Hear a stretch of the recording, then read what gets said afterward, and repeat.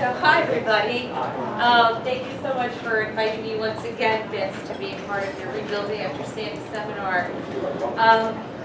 Having been an attorney in the Toms River area, Toms River, Monmouth County, Ocean County for the past 25 years, I've met so many people who live and work in the Jersey Shore area, and many of them were affected by sand. And I heard so many people give us horror stories about their experience with contractors after giving large deposits and putting their trust and faith in them.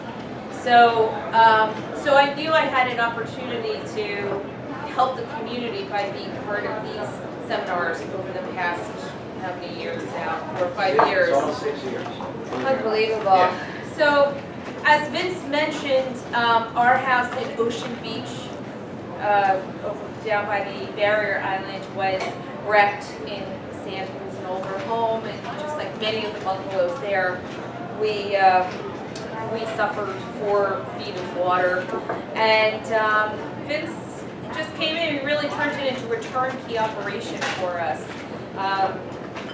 Demolished the house, rebuilt it. We ended up with a modular that looks so great.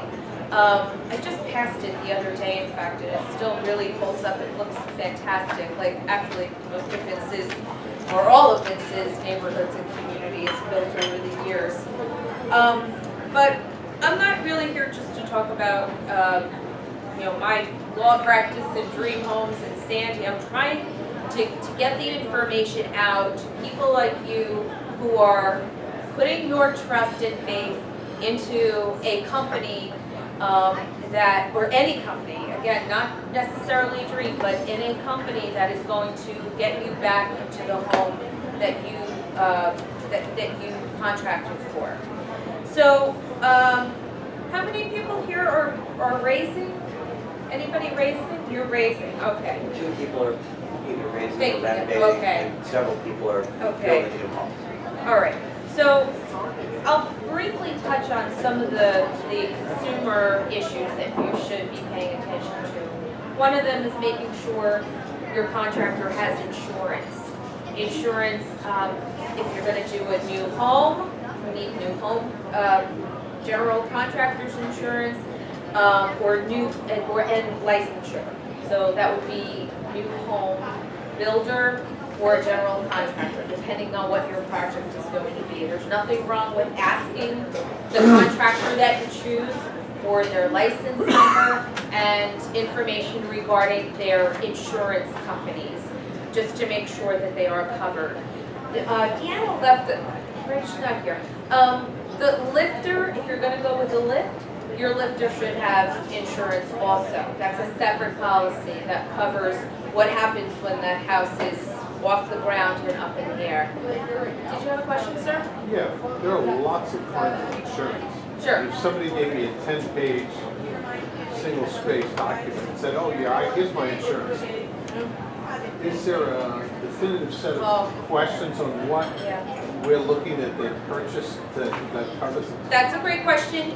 On the policy, you're not going to be given a 20-page. You're going You're going to be giving a deck sheet, and it is up to you. I think it would be prudent to take that deck sheet, call the insurance company with the information and say, A, is this policy in effect? And is it in effect? Is it up to date? And does it cover whatever your concerns are? So you can bypass the contractor and go right to the insurance carrier. What are my concerns? Well, I don't know what your particular project is. It's a new home. You're only concerned that your builder or general contractor has liability insurance and workers' compensation insurance for a new home. So you can think of That's it. many, oh my gosh, I think that question is really limitless. If there's a fire on the, A little one from experience. What about fraud insurance? fraud, Builder's fraud, yeah. builder's fraud. Yeah, I don't know, fraud, I builder's never heard of that. I don't know if builder's fraud insurance That's good. exists. Well, your builder takes your money and runs. All right, well, we're not there yet, so stay tuned on that one. So if I could just close that particular concept out, there's nothing wrong with getting that policy, calling the insurance company, and making sure that that policy is in effect and addressing the concerns that you have. And you can address those questions to the insurance company directly to make sure it covers what your issues may be. So you mentioned builder's cut. Well, first of all, this is such a huge subject. So I'm gonna broach it. I had builder's risk insurance, which covers everything but fraud. Okay, all right.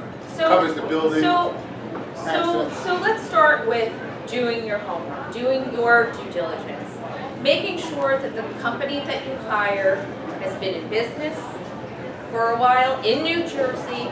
You can go to their office, you can see a physical location.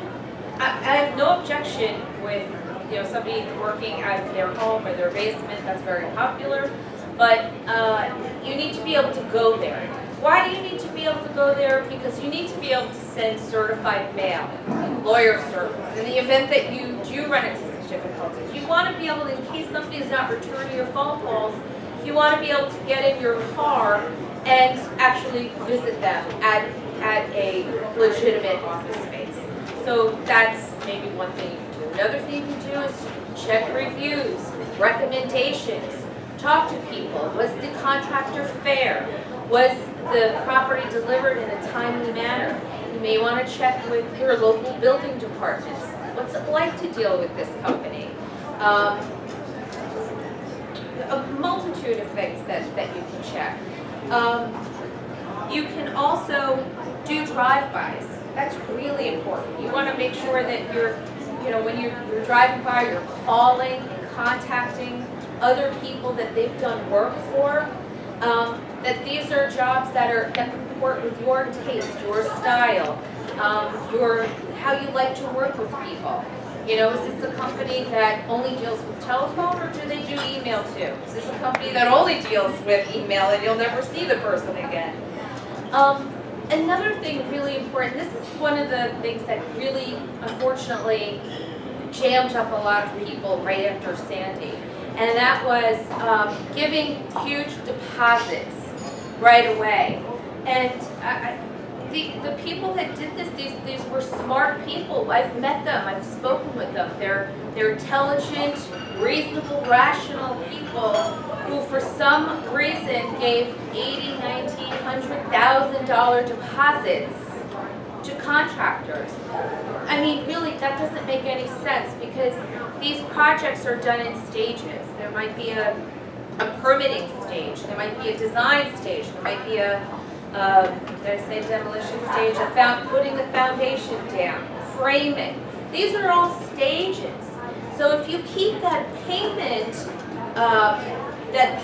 plan, the payment schedule in accordance with something that's in your contract, you're not gonna run into that problem where, oh my gosh, $100,000 is gone and all we have is a half-finished foundation.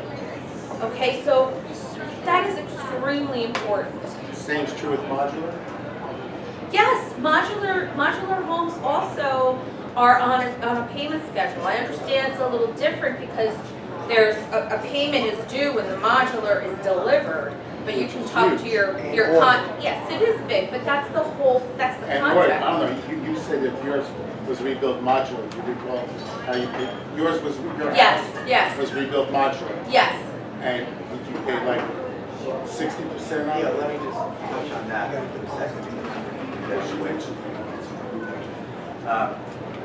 With the modular, it's different from foundation or stick built. At the time the modular is delivered, we, as the builder, have to pay in certified funds. So in that instance, that is the only instance where you would either, at the time, be on site with a certified check to us, or the way we write our contracts, because we're a public company, we're bonded, we don't have issues with fraud. We say, if your house is scheduled to be delivered on the 15th, then a week prior, you have to tender us payment. Not a certified check, just a regular check. Your check clears, and then we pay for the module. That's the only instance where A huge amount goes where a up. huge amount of money is paid, but like Kathy But said, that makes sense though, right? Because you're getting the bulk of The whole your house is product done. right there. right, Right. and the so- house is and the house yeah. is set on the foundation, and essentially you have 90% completion. But the point, the important point was, you pay as educated consumers. It's like pay as you go, I understand. Well, you pay when you see. Yeah. When you see something, if somebody's going to give you a bill for a foundation, good, ask if there's any let's see the inspection.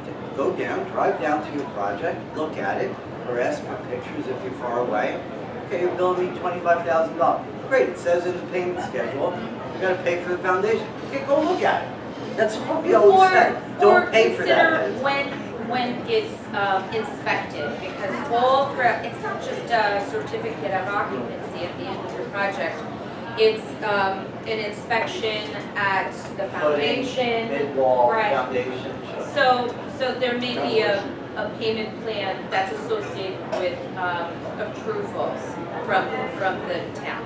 So that might be some milestones in your contract. And speaking of your contracts, insist on a detailed estimate. It's worth waiting for. It shouldn't be 1 or 2 pages. It really should be a detailed estimate that includes everything. Vince can talk a little bit more about what's included in this particular type of contract, but it's something that can be worked on, looked at. You make notes. You go back and forth. This doesn't have to. This shouldn't be something that you feel you feel coerced or forced to sign, or time frames. It should feel completely. It should feel good. By the time you're ready to sign that contract, it should feel complete, cohesive, and voluntary. Of course, the time frames, as I mentioned before, should be part of that contract. All payments, of course, should be by check. You don't want to sign over any insurance checks if that's what you're dealing with. To your contractor, you want to make sure that if you get an insurance check, you deposit that in, and then it goes to your contractor in installments. Always clearly identify the stage of the contract or the stage of the work where you are, so you know what you're paying for. And you're not like when you get an invoice, it should say, this completes the foundation, this completes the siding and windows, this completes the framing, or whatever it is you're talking about. Discuss reasonable down payments. We know that it's not appropriate to give a very large deposit, but what is an appropriate amount? It perhaps depends on your particular project, but when you sign off on a contract, suffice it to say, $100 is not enough, $20,000 is probably too much. So decide where you stand, what your contract really entails, and work out a number that seems correct and fair to begin. Contact, I think a lot of miscommunication or a lot of unhappiness, just based on what I've heard throughout the community, stems from people not communicating with one another. If you're comfortable emailing and your contractor is not, I think you have to come to a happy medium and figure out, what makes you comfortable. You're the customer, you're the client. What's reasonable for a return phone call, right? 24 to 48 hours, I think, is the standard in pretty much any industry. Don't fly off the handle if maybe you don't get a phone call back within 2 or 3 hours. If it's an emergent matter, obviously, you want to let the person know or be prepared to deal with their staff. A lot of times they have people who are on staff in communities ready to come out to your house if there is an issue. Oh my gosh, this one's so important. Don't piecemeal your work. So if you have, your brother-in-law does windows and you've contracted to do a whole house, I would try to dissuade you from doing that. Letting your brother-in-law handle the windows. And the reason why is because it's very difficult to then warranty that house when a problem arises. If you can try to keep everything under the roof of one contractor, one company, that makes just so much more sense in the event there is, maybe a leak or a problem. Because if let's say there is a leak in a window, well, sometimes it's as a result of something wrong with the roof or something wrong with the gutter. It might not actually be the window. So you want to keep it under the auspices of one company. I think that's pretty much it for me tonight. Does anyone have any additional questions? Okay. All right, thank you.